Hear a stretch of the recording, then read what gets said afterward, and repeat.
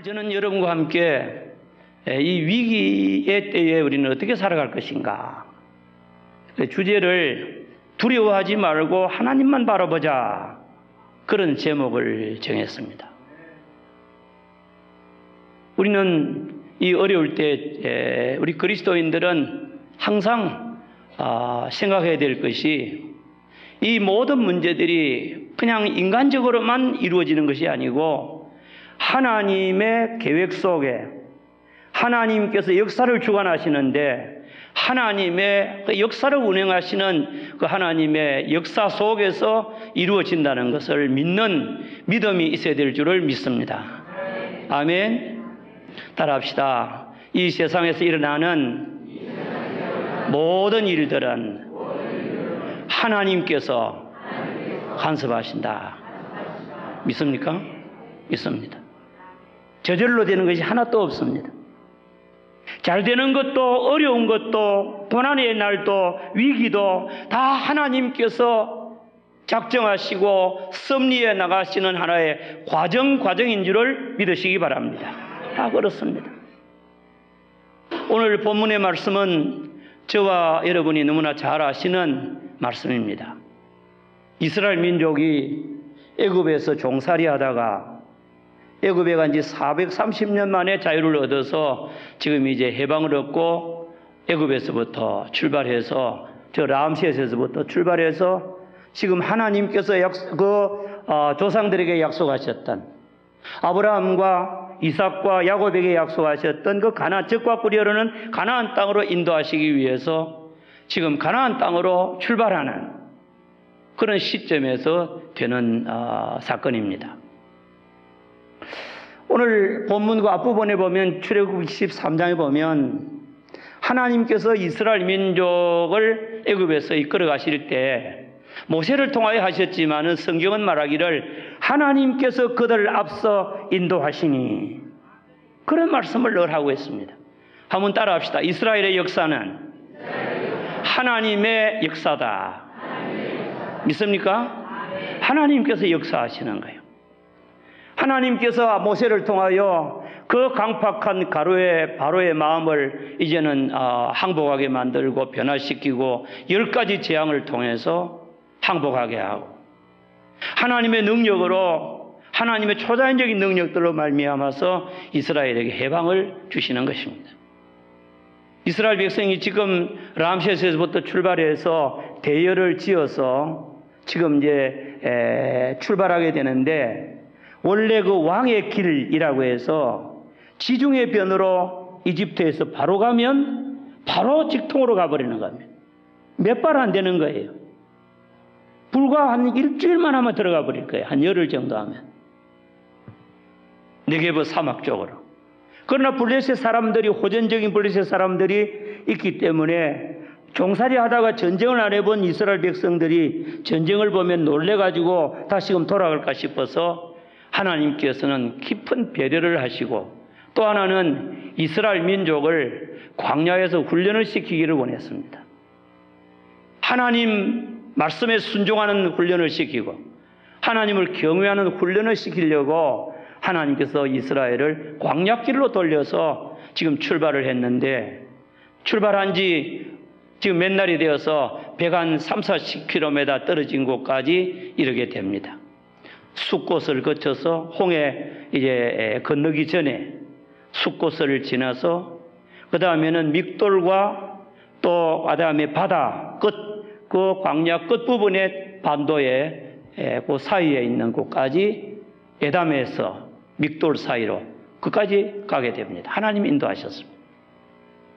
그런데 거기서 장막을 치고 참 이제 있는데 하나님께서 어느 날 모세를 불렀습니다. 모세야, 이 백성을 돌이키라.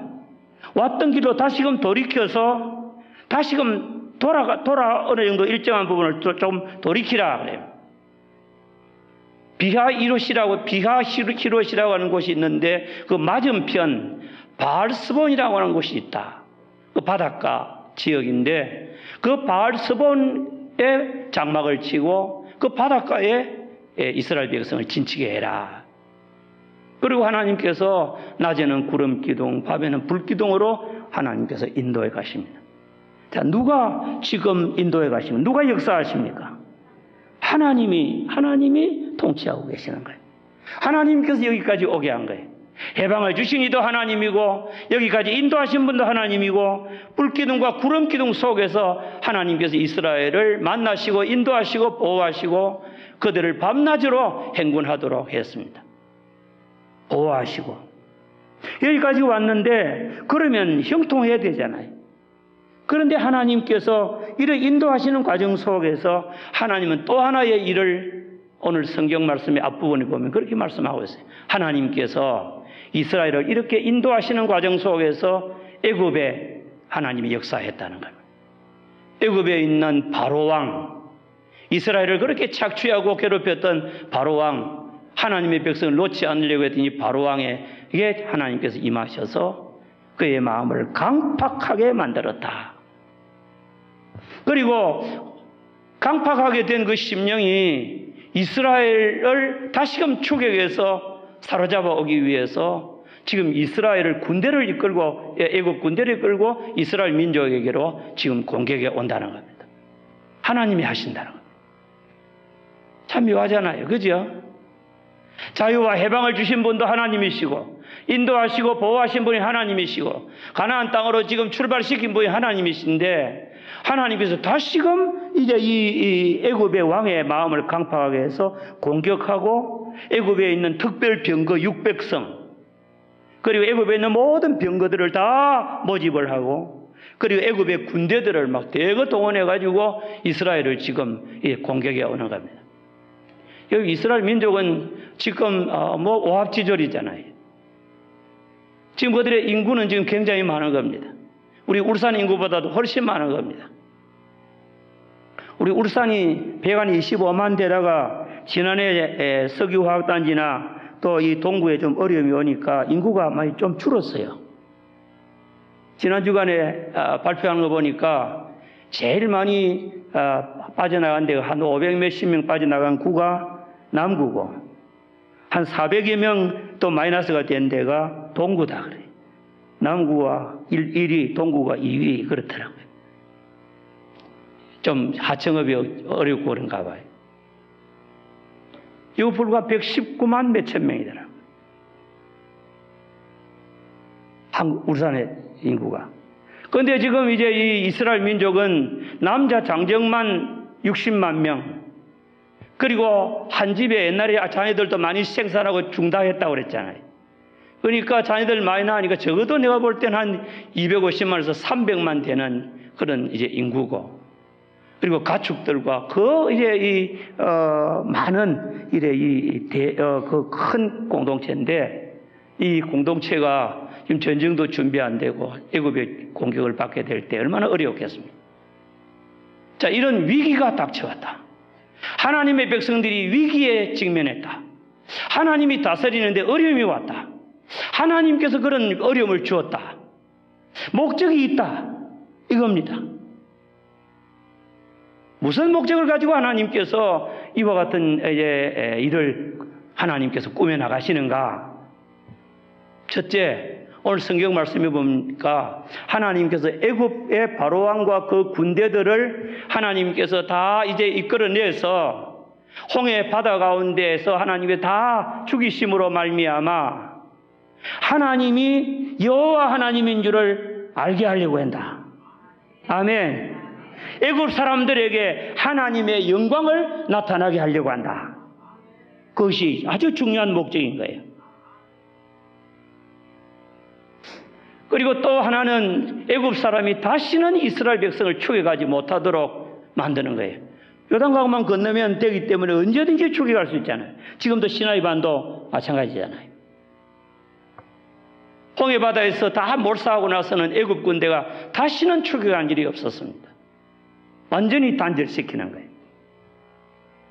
하나님의 영광을 받으시기 위하여, 하나님의 이름이 높임을 받기 위해서, 애굽의 모든 군대들을 하나님께서 심판하기 위해서, 그리고 하나님께서 이제 정말 살아계심을 애굽 사람들이 알게 하기 위해서, 모든 추격하는 것을 끊기 위해서 그리고 이스라엘 민족에게는 이 광야길로 갈 때 하나님께서 그들에게 하나님의 큰 능력을 경험하게 하기 위해서 하나님께서 이런 일을 이루시는 줄을 믿습니다.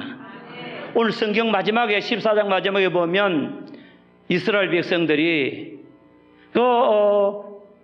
홍해 바닷가에 홍해 바다 속에 그 물이 덮임으로 그 군대가 다 죽은 시체를 이스라엘 백성들이 보았고, 그리고 하나님의 그 큰 능력을 인하여 이스라엘 백성들이 하나님을 경외하게 되라. 아멘. 하나님은 전능하시구나. 하나님의 능력으로 인하여 하나님을 경외하고 하나님을 두려움으로 섬기고 여호와 하나님과 모세를 믿었더라. 하나님께서 이와 같은 목적들을 가지고 하나님께서 일을 이루어 가시는 것입니다. 오늘 본문에 나타난 이스라엘 백성들은 그걸 몰랐어요.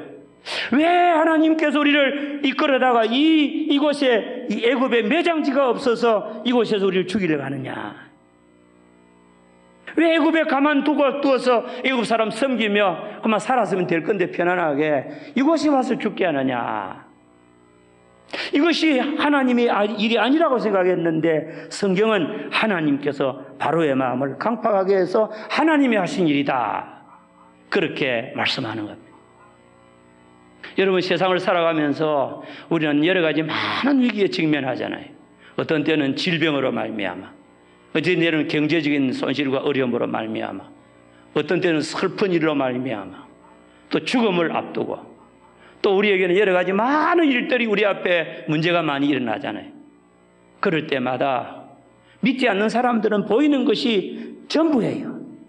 그러나 사도 바울은 고린도후서 5장 7절에서 믿는 사람들, 고린도 교회 성도들에게 말하기를 우리는 보는 대로 행하지 아니하고 믿음으로 행하는 자들이니라, 그렇게 말씀하고 있는 겁니다. 우리는 믿음으로 살아가는 자인 줄을 믿습니다. 하나님을 믿고 하나님의 역사를 믿고 살아가는 우리가 다 되어야 될 줄을 믿습니다. 위기가 닥칠 때 어떻게 할까? 하나님이 일하신다. 하나님이 위기를 통하여 일하시구나. 아멘. 하나님께서 일하시려고 하면 북한의 김정은 대문에 정리할 수 아니겠습니까? 그렇죠? 하나님은 주님의 뜻이면 죽이기도 하고 살리기도 하고 그러잖아요. 흥망성쇠가 하나님께 있잖아요. 하나님께서 이 어려운 과정을 통해 일하시는 거 보니까 하나님께서 일을 급하게 좀 이루어 나가시는 일이 있는 거구나 생각하면서 좀 두려워하지 마시기 바랍니다. 아멘. 따라합시다. 하나님의 계획을 믿자. 하나님의 역사하심을 믿자. 위기도 어려움도 하나님이 하시는 일이다. 믿으시기 바랍니다. 좋은 일만 하시는 게 아니고 어려움과 모든 일들을 통하여 하나님이 역사하는 것을 믿으시기 바랍니다. 사랑하는 자들을 통하여 모든 것이 합력하여 선을 이루시도록 하는 겁니다. 아멘. 그걸 믿고 두려워하지 말아야 돼. 두려워하면 우리 사람들이 얼마나 두려움의 폐해가 많은지 몰라요. 정신적으로나 육신적으로 우리의 삶 속에 정말 이 두려움은 우리를 죽이는 겁니다. 우리가 두려워하지 말고 근신하는 마음을 가져야 될 줄을 믿습니다. 일찍이 사도 바울은 디모데에게 디모데후서 1장 6절 7절에서 말씀합니다. 디모데야, 하나님이 우리에게 주시는 마음은 두려워하는 마음이 아니고 능력의 마음, 사랑하는 마음, 근신하는 마음, 이것이 하나님이 주시는 마음이다. 그렇게 말씀을 했습니다. 여러분들, 정말 우리가 마음속에 불안하고 이건 하나님 주신 마음 아닙니다. 믿음의 마음 아니니까 하나님을 믿고 역사를 믿고 우리가 두려워하지 않아야 돼요. 오늘 성경 말씀해 보니까 신앙인은 한번 따라합시다. 하나님을 믿는 사람은 원망하지 말고 불평하지 말고 가만히 있어서 좀 가만히 있으라는 겁니다. 가만히 있었어. 하나님이 하시는 일을 좀 보라는 거예요. 아멘.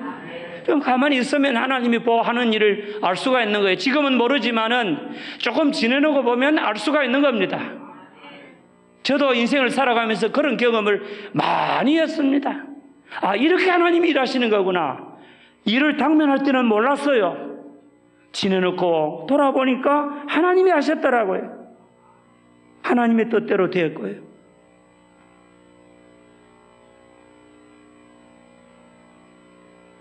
우리는 원망하면 안 되겠습니다. 아멘. 이스라엘 백성은 가장 잘하는 것이 원망하고 불평하고 불신앙하는 거였습니다. 그래서 사도 바울은 이스라엘 민족을 교훈 삼아서 고린도 교회 성도들에게 고린도전서 10장에서 말씀합니다. 이스라엘 백성이 당한 이 모든 일이 우리에게 교훈이 되어서 정말 우리를 유익하게 한다 그러면서 우리는 이스라엘 백성이 어떤 사람들과 같이 우상숭배하지 말라. 수많은 사람이 죽임당했다. 이스라엘 백성이 우상숭배하다가 이스라엘 백성이 광야에서 저 모압 평야에서 음행하다가 수많은 사람이 죽임당했으니 음행하지 말라. 이스라엘 백성들이 광야에서 하나님을 원망하다 수없이 죽었으니까 너희도 이와 같이 원망하지 말라. 고린도전서 10장에서 그렇게 말씀합니다. 우리는 이스라엘 백성들의 그런 삶들을 교훈 삼아서 따라합시다. 우상숭배하지 말고 음행하지 말고 원망하지 말고 아멘. 늘 하나님을 믿는 믿음으로 살아가야 될 줄을 믿습니다. 여러분, 하나님의 그 놀라우신 구원하심이 이스라엘 백성에게 나타나게 된 줄을 믿으시기 바랍니다. 한 사람도 죽지 아니했습니다. 한 사람도 애국 군대에 짓밟히지 않았습니다. 하나님께서 딱 약속을 하고 하나님이 응답하시고 나서는 그 다음에는 하나님의 사자가 앞에서 인도해 가다가 이스라엘 민족 뒤로 탁 가서 서시고 앞에 있던 불기둥과 구름기둥이 뒤로 가서 서시고 그리고 그 구름기둥과 불기둥 사이에서 하나님이 역사하셔서 막으시고 아멘. 앞에는 홍해를 열으시고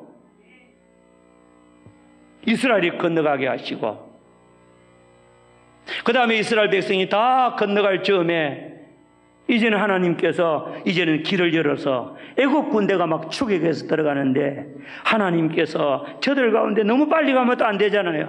한번 성경에 나오는 대로 말하면 따라합시다. 여호와께서 그들을 어지럽게 하시니 하나님 막 어지럽게 하시는 거예요. 그리고 따라합시다. 수레에 바퀴가 빠지고 문제가 생기고 하나님의 초자연적 역사, 하나님의 간섭하심들이 저들 가운데 막 나타나는데 앞으로 나가지를 못하는 거예요. 그럴 때 하나님께서 새벽에 모세에게 손을 내밀어 바다의 물을 다시 원상으로 회복시키라고 했어요. 손을 내밀었더니 물이 저들을 탁 덮었는데 하나도 남기지 아니하고 다 죽으니라. 아멘. 하나님의 놀라우신 구원하심을 이스라엘 백성들이 보게 되는 겁니다. 잠시 후에는 보게 될 것을, 잠시 후에는 체험하게 될 것을 저희들이 보지 못했기 때문에 애굽 군대만 바라보고 저희들이 원망하고 불평하고 두려워했는데 하나님의 구원하시는 것을 이스라엘 백성들은 그렇게 두려워하고 원망하고 그리고 막 아우성치고 막 죽겠다고 그랬고 모세는 하나님 앞에 부르짖어 기도하고 하나님을 믿고 하나님 의지하고 그리고 이스라엘 백성을 이끌어가고 하나님께서는 자기 영광을 위해서 일하시고 다 다른 거예요. 나중에는 이스라엘 백성들이 애굽 사람들이 다 시체가 되어서 바닷가에 밀려 나와 있는 것을 보았더라. 아멘. 자기들의 구원을 경험하고 하나님의 놀라우신 은혜를 체험하고 애굽 사람들은 다 죽은 것 보고 하나님의 그 큰 능력을 인하여 하나님을 경외하고 그리고 하나님과 모세를 믿고 하나님 앞에 영광을 돌리는 놀라운 사건이 오늘 본문의 사건입니다. 그 이후에 창세기 15장에 가서 보면 모세가 하나님 앞에 노래합니다. 하나님은 힘이십니다. 하나님은 용사십니다. 하나님은 우리의 도움입니다. 우리 아버지 하나님이고 우리 하나님이십니다. 하나님은 우리의 다 능력이십니다. 하나님께서 말탄 자를 다 바다에 다 빠뜨리고 죽이시고 하나님께서 오른손으로 역사하십니다. 찬양하는 것을 읽어볼 수가 있습니다. 말씀을 맺습니다. 사랑하는 성도 여러분, 저와 여러분은 하나님을 믿는 자입니다. 하나님의 인도함 속에 살아가는 자입니다. 하나님의 역사를 우리가 경험하며 사는 자들입니다. 하나님의 그 전능하신 능력을 믿는 자들입니다. 하나님께서 우리를 위하여 일하시는 것을 믿습니다. 우리는 이 하나님을 믿고 우리가 어떤 환경이 우리에게 닥쳐와도 위기가 오더라도 어떤 이제 어려움이 우리에게 봉착할지라도 우리 그리스도인들은 믿지 않는 자들처럼 환경만 보지 말고 하나님을 바라보고 사면이 다 막히더라도 하늘을 향하여 하나님을 향하여 부르짖고 하나님을 의지하는 우리 모두가 되시고 가만히 하나님의 구원을 보고 하나님이 우리를 위하여 싸워주실 것이다 믿고 하나님 의지하고 살아가는, 그래서 하나님의 능력을 체험하는 우리 모두가 다 될 수 있기를 주님의 이름으로 축원합니다. 한번 따라합시다. 하나님의 능력을 보며 살자. 하나님의 은혜를 체험하자. 아멘. 두려워하지 말고 하나님만 바라보는 여러분들 되시기를 주의 이름으로 축원합니다.